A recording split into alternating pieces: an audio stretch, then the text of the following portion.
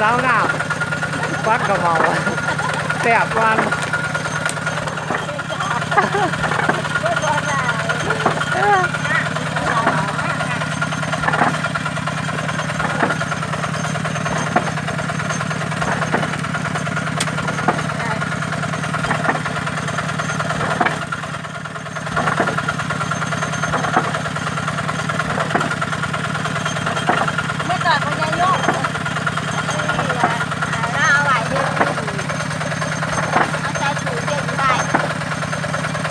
นี่พ่อผมซื้อยังไง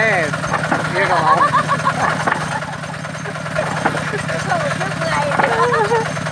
คือว่าสมัย17 18 ปีเลย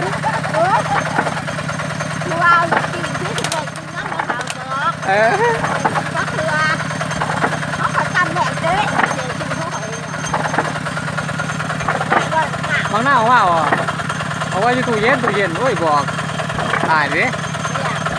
บางหน้า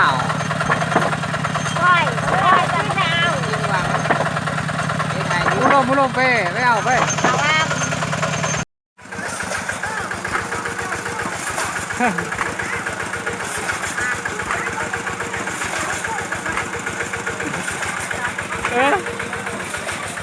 งางเหรอตั้งขมา